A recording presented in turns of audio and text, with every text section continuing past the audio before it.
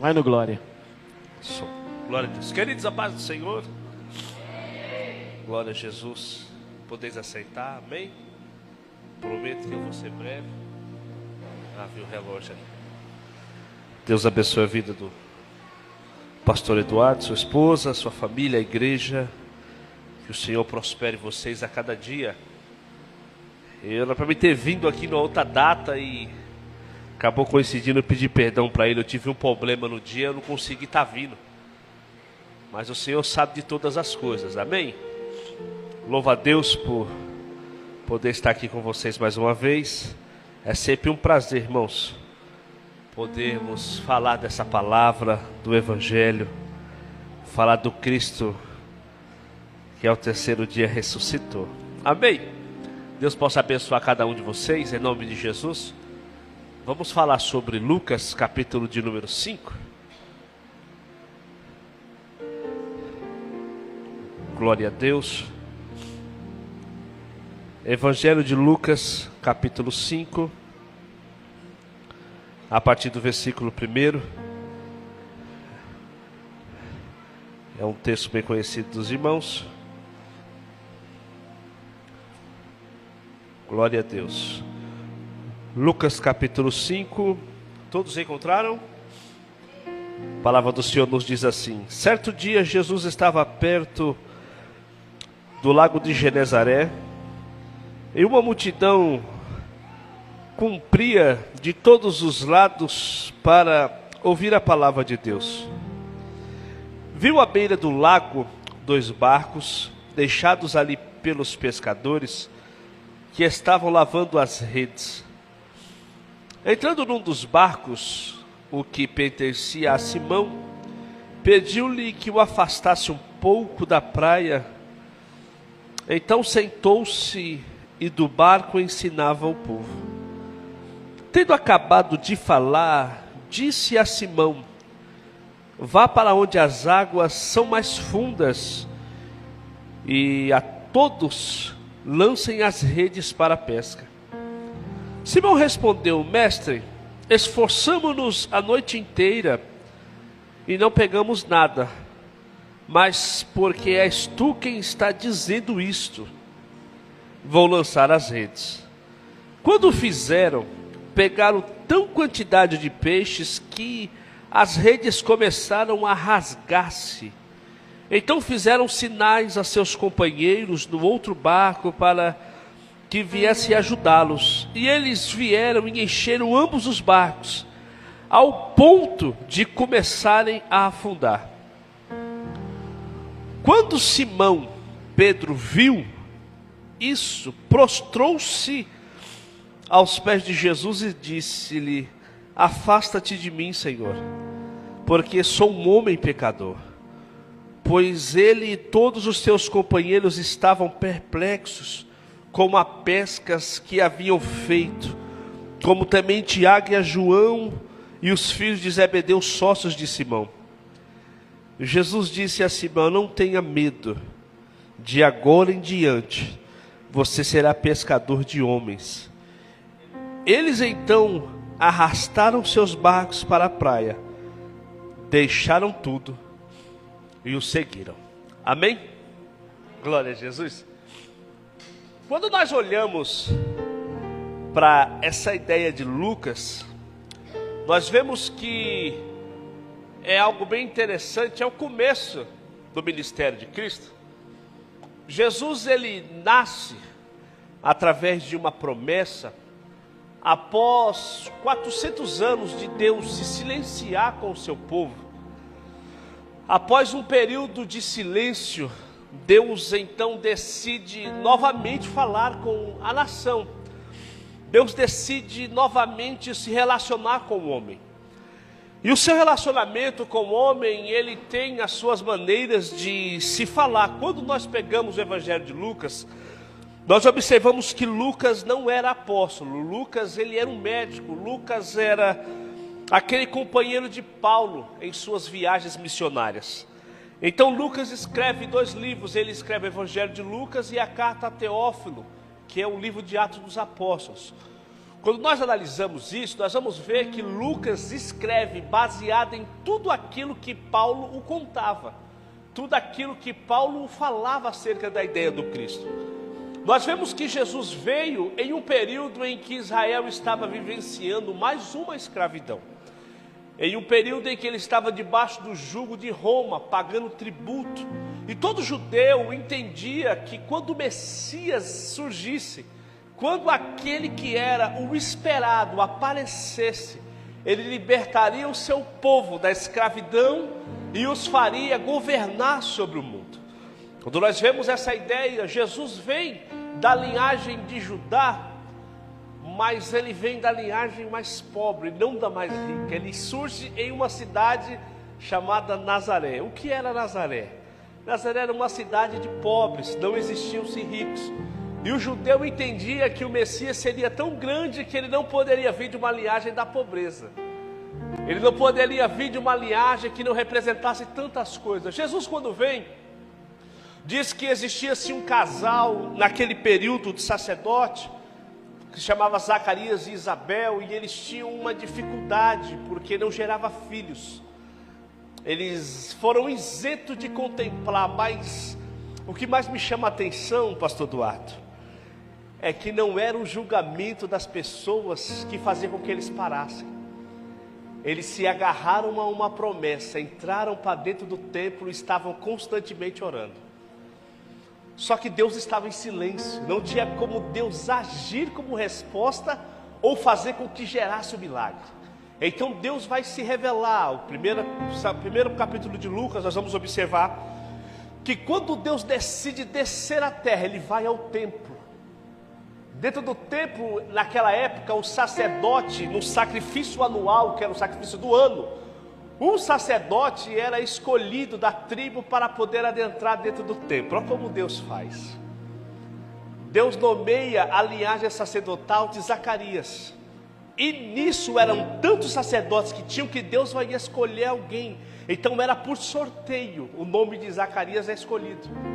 Ele vai adentrar dentro do templo em um período em que o silêncio ainda estava. Então entendia-se que ele ia entrar no templo e oferecer o sacrifício, sairia e a vida continuaria. Mas não era mais um dia comum, não era mais um dia somente de um sacrifício.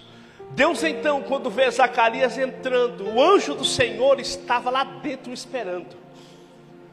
Quando o anjo olha para ele, ele tem a visão, ele pensa assim: meu Deus, o anjo do Senhor daqui, vou morrer. Porque todas as vezes que o anjo aparecia, ele trazia-lhe uma mensagem. Então quando o temor vai tomando conta do coração de Zacarias, Deus olha através do anjo e fala: não temas, Zacarias, a tua oração foi ouvida nos céus. Deus então veio até aqui para lhe responder e dizer que a sua mulher concederá e dará à luz a um filho, e o nome dele será João, que era o João o Batista, o pregador do deserto. O tempo está demorando, alguém está lá puxando a corda, querendo entender, será que ele morreu, Deus o matou? E a corda que através dos sinos, quando parava-se de tocar, entendia que o morto estava lá, então eles puxavam, porque ninguém poderia entrar dentro do Santo dos Santos, só o sacerdote que era escolhido.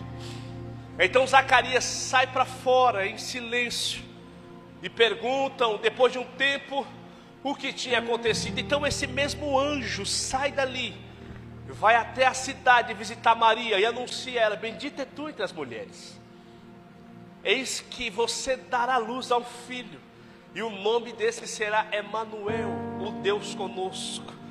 Esse será o Cristo enviado de Deus para salvar o mundo. Quando Maria ouve essa notícia, o anjo fala: e para te falar que o Senhor falar contigo, eis que tua prima Isabel está gestante. Então depois de algum período, ela fica em sua casa e vai visitar a casa de Isabel. Quando chega lá nas montanhas, observa que o ventre já estava formado. Quando Maria chega na casa, Isabel olha e fala assim: o que faz da minha casa a mãe do meu Senhor? Porque disse que Isabel seria cheia desde o ventre. Foi um dos seus encontros. Então o tempo vai se passar. João Batista nasce, Jesus nasce, porque a diferença dos dois eram de meses. Nós vamos observar que Jesus então começam os seus sinais. Jesus começa a andar, a crescer como uma criança no meio de uma sociedade, em Nazaré. Com 12 anos de idade, Jesus vai para dentro do templo, dentro da festa. Eles explicavam que toda criança com 12 anos que estudava a Torá poderia defender uma teoria, poderia conversar com os rabinos para poder falar sobre a tendência de um texto. Só que nessa discussão existiam-se duas formas que se entendiam. Eles se reuniam em uma roda e sentavam. Diz que naquele dia ele está sentado na cadeira ensinando, não discutindo. A diferença do Messias. Então alguém olha e surge: quem é essa criança? Da onde ela surgiu? Que escola ela estudou? O que ele nos ensina é muito diferente daquilo que nós aprendemos. Jesus está discutindo com eles, não, mas está falando eles que existe um reino nos céus, a qual o meu Pai está sentado, a qual Ele me enviou aqui. Jesus vai discutir e alguém diz: mas da onde sai tanta sabedoria dessa criança? Porque não entenderam que era o Messias que estava presente, sentado falando com eles. Então ele volta, sua mãe o encontra dentro do templo, e a vida de Jesus some, desaparece. Então surgem filmes, histórias, as pessoas falam que Jesus casou. Há diversas coisas que vão surgir nesse silêncio, mas a Bíblia se omite. Não há nada mencionado dos 12 anos até os 30 de Jesus. Mas surge ele então com seus 30 anos agora, iniciando seu ministério, pregando. Jesus não começa com os 12 discípulos já de início. Então ele vai andando pelas sinagogas, pregando, anunciando, falando sobre a ideia desse reino. Quando chega no capítulo 5, Jesus agora vem andando e começa a sua proclamação, porque ele vai começar a selecionar pessoas para andar consigo. Por quê? Porque todo aquele que é considerado um rabino precisa dos seus alunos, precisa de alguém que ande em volta. Agora ele vai começar a expansão do evangelho. Então ele começa andando, procurando pessoas, porque amamos a Cristo, porque ele não escolhe por capacidade.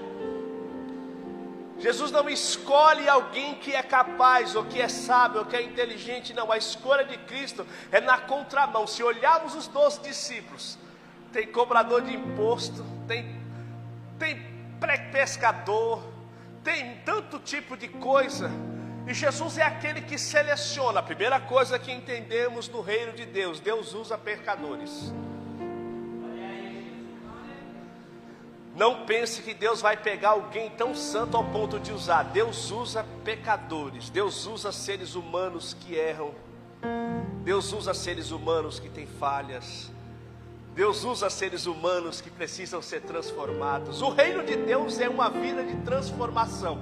Então quando você olhar para alguém, não julgue pelo erro, porque às vezes a sua prática não pode ser a dele, mas existe uma coisa que você faz que ele não faz. A diferença do reino de Deus é essa: Deus não olha pelaquilo que fazemos, mas olha pela busca que temos nele. Então quem quer transformação real não tem tempo de olhar a vida do próximo, porque entende que não tem espaço. É aquela velha história de olhar para nós e vemos tanta dificuldade dentro da gente de olharmos para um lado e para o outro e falar assim: meu Deus, eu estou tão assim que eu não consigo olhar para ninguém.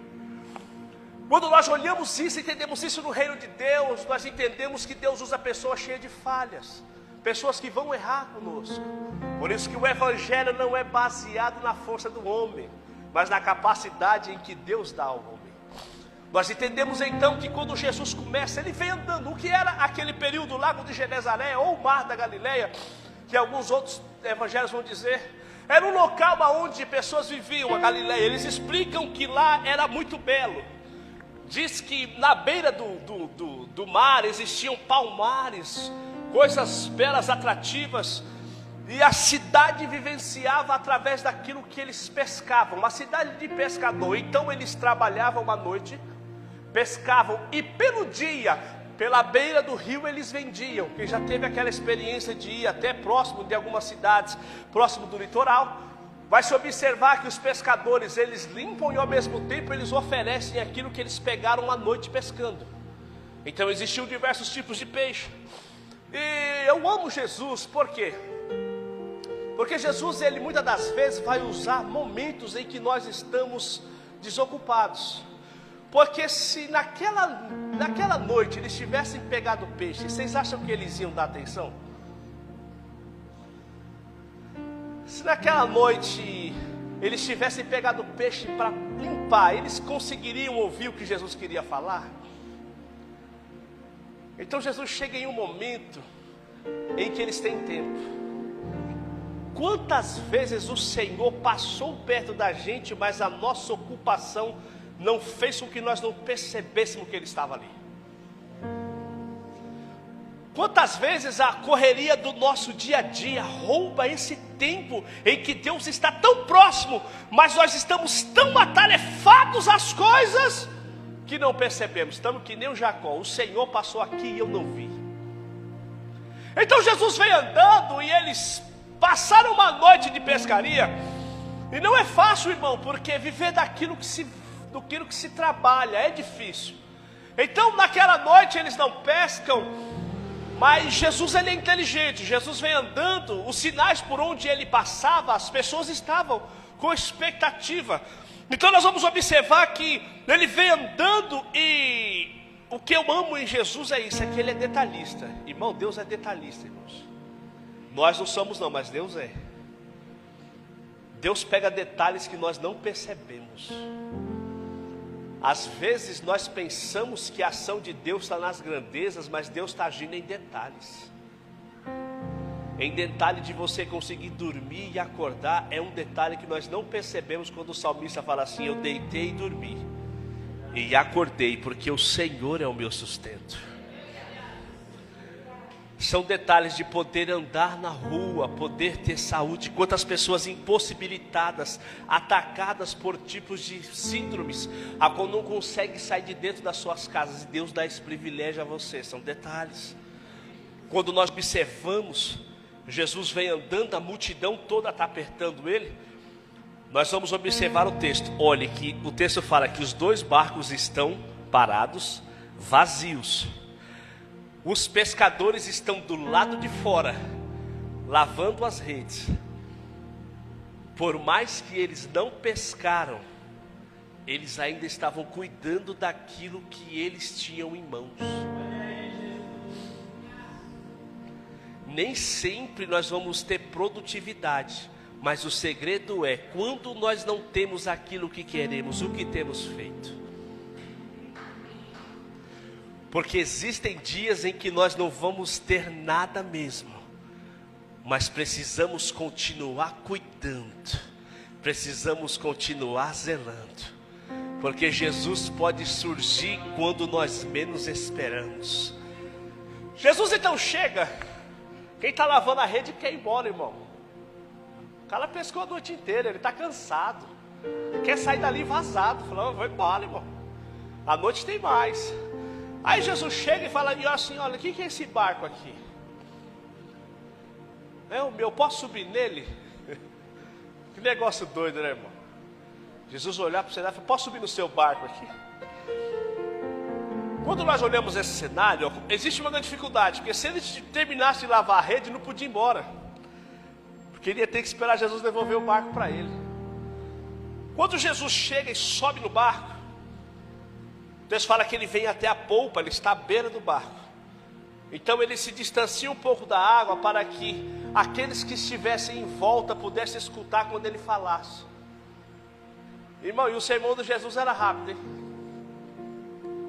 Eu não sei quanto tempo ele demorou pregando, mas o que eu amo em Deus é que, por mais cansado que Pedro estivesse, ele ficou esperando Jesus terminar. Por mais dificultoso que tivesse sido a noite, ele estava ali esperando Jesus. Pedro era o dono do barco, ele poderia falar: não, vou embora para casa. Mas ele falou: pode utilizá-lo. Quando Jesus senta no barco e ele prega, a multidão é abençoada. Jesus poderia falar assim: e aí, irmão, vamos embora. Aí Jesus olha para Pedro e fala: agora sobe aqui, vamos ao mar mais fundo que for, e vamos voltar a pescar. Na minha cabeça eu fiquei pensando assim: meu, o cara devia estar louco para ir embora. Porque Pedro indaga ele: ó, Senhor, eu fiquei a noite inteira aí, cara, você está querendo mandar eu ir lá de novo? Meus braços estão cansados. A minha noite foi fadigada. Tem dia que nem assim? Tem dia que você levanta ali e o Senhor fala, vá orar. Você fala, Senhor, hoje não dá não. Hoje o dia para mim foi tenso. Hoje a noite não foi do jeito que eu queria, então eu não quero falar. Hoje eu só quero deitar e dormir. O Senhor fala, não, é só mais um pouco. É só mais uma hora. É difícil se dar com uma noite turbulenta quando nós somos frustrados. Mas o que eu amo em Deus é que Ele vai nos levar a direções aonde às vezes nós não queremos ir. Existem lugares na nossa vida em que nós não tivemos sucesso, que nós não queremos voltar lá mais. Porque aquilo causa às vezes para nós incapacidade, vergonha, traz medo, traz dor, traz um sentimento de insegurança, né? Vou lá eu de novo ontem. Porque assim, quando você está indo e está dando certo é legal, mas no dia que não dá certo, no outro dia você coloca aquelas incógnitas na cabeça, será que hoje vai? Aí o Senhor vem com uma palavra e Pedro olha para ele, olha, eu fui a noite inteira lá, mas sobre a tua palavra eu vou lançar. Então ele sobe no barco. Eu acho isso interessante porque eles vão indo até uma parte funda e Jesus olha e fala, parem aqui. Quando eles param, é bem interessante nós notarmos que Jesus dá a direção. Mas quem é o dono do barco? Naquilo que quem é dono, quem dá a ordenança, não é você? Naquele dia o Senhor tomou o controle e falou, agora é eu quem direciono aqui. Existem horas que nós precisamos deixar Deus tomar a direção, irmãos. Existem horas que o Senhor tem que ser aquele que vai remar a nossa caminhada. Jesus falou, pare aqui. Eu acho isso muito doido, porque na minha cabeça eu fiquei pensando assim, Senhor, como é louco esse negócio do Senhor falar, para aqui. No meio do mar, no meio de tudo aquilo que se existia, Jesus observa, olha a Pedro e fala, é aqui o local. Então Pedro para, deve olhar para um lado e para o outro, porque quem pesca de noite não tem hábito de pescar de dia. Quem pesca com rede, geralmente se pesca na parte noturna, nunca na hora do dia. Por quê? Porque a claridade da luz do sol, ou até mesmo da lua, do sol, ou mesmo do céu azul, faz com que os peixes se afundem e não levante. Então existem certos tipos de peixe que se pesca não pelo dia, e sim pela noite. Eu comecei a lembrar do Gênesis, quando o Senhor começa a sua criação, que Ele fala que as águas produzam os seus peixes daquilo que era devido. E na minha cabeça eu fiquei pensando, agora Jesus ali não está somente como o Cristo somente encarnado, mas como o próprio Deus. E toda a criação quer estar perto do seu Criador. Toda a criação quer estar na proximidade do seu Criador. Quando Jesus então está indo pelo barco juntamente com Pedro, os peixes que estavam nas partes mais fundas começam a subir, porque a presença do Criador vai fazendo com que os peixes subam. Eles estavam entendendo, porque aquele que nos criou está aqui conosco nesse mar. Quando Jesus está, então ele precisa dar direção. É muito louco olhar para o texto, que ele fala assim, joga para a direita. Quem dá a informação fala assim, você não, a sua mão, você vai aqui e vira ali assim, ó. No modo da expressão, o cara fala assim, aí peixe, tu vai lá embaixo, pega a esquerda e tu mete o pé, hein? Aí tu chega lá. É a expressão, né, que se tem. Então quando nós observamos que Jesus para, então Jesus está por cima do barco e os peixes estão aqui, ó, tentando se aproximar. Então o Senhor fala bem assim, olha, joga para a direita, condução, mão, fazendo com que os peixes tomem uma direção. Quando eles lançam a rede, os peixes estão lá. O Pedrão tenta puxar e fala, eu não consigo, porque eu estou cansado, eu preciso de ajuda. Então Pedro sente o peso, observa os peixes e entendeu: sozinho eu não vou conseguir. Como Deus tem os seus caminhos nessa sua obra. Pedro olhou para o barco do lado e falou: vem nos ajudar, porque eu não consigo sozinho. Quando o do barco se ajunta, o texto fala que os dois barcos enchem, ao ponto dos dois quase irem a pique, quase afundarem, não conseguirem sair da onde estavam. E na minha cabeça eu fiquei pensando: meu Deus, e como é que esses caras vieram? Falei: nós ficamos a noite inteira, mano, não pegamos nada. Agora nós conseguimos a produção que nós precisávamos para vender lá. Quando eles estão voltando, em que eles chegam à beira, eles olharam para Jesus e falaram: não, isso aqui é só o começo do que Ele tem para nós. Ele tem muito mais do que isso. Uma pescaria é muito pouca. Quando eles desceram do barco, eles falaram: não, nós vamos largar tudo aqui, porque nós queremos seguir a esse Cristo. Nós queremos seguir aquele que tem o poder. O que é a proposta do Evangelho, irmãos? A proposta do Evangelho não é somente receber uma bencinha e ir embora. A proposta do Evangelho é muito mais do que receber peixe somente por uma noite, porque a pescaria ainda ia ter mais. Mas às vezes a presença do Cristo é o momento oportuno. Andar com aquele que tem o poder de dar peixe é melhor do que pegar um peixe e nunca mais querer a sua companhia. O que o Evangelho nos proporciona é um Evangelho transformador. Eu não quero somente o que Ele tem para me dar, mas eu quero ter Ele comigo todos os dias.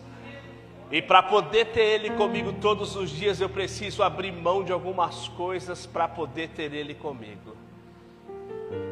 E hoje um dos grandes desafios nossos é esse: o que você quer, o abençoador ou a bênção? O que nós buscamos hoje é estar com Ele todos os dias, ou só querer aquilo que Ele tem para nos dar? Porque os peixes acabam, irmão, logo eles vão embora, mas a companhia do Senhor, ela é para sempre. Deus precisava tratar naquele dia para convidar amigos para estar com Ele. Está entendendo o que é esse Evangelho? Esse Evangelho, ele é de um convite. Quando você abre um espaço para que Ele tome conta da sua vida, quando você abre espaço para que Ele direcione aquilo que Ele deu às suas mãos, Ele tem o poder de fazer você enxergar e ver que Ele tem muito mais do que você já vivenciou. Quando eles viram aquelas quantidades de peixe, não travaram eles. Mas todo pescador, irmão, quando vê aquilo, fala: mas eu não vou, eu ganhei aquilo que eu não ganhei a noite inteira. Mas o Pedrão falou assim: o que o Senhor tem é muito maior. Por quê? Porque a palavra de Deus, ela tem o poder de nos fortalecer quando estamos fracos, nos dar esperança quando a nossa esperança foi embora, e nos deixar firmes em uma rocha, acreditando que Ele tem sempre muito mais para nos dar. E eu quero terminar aqui nessa noite te dizendo: andar com Ele é melhor do que obter somente as suas bênçãos. Pedro falou assim: os peixes que o Senhor me deu foi muita coisa, mas eu quero você na minha vida. E hoje eu quero deixar tudo para te servir. Está disposto a querer Cristo na sua vida? Abra mão daquilo que lhe prende e saiba que Ele tem muito mais do que somente essas coisas para lhe dar. Amém? Deus abençoe.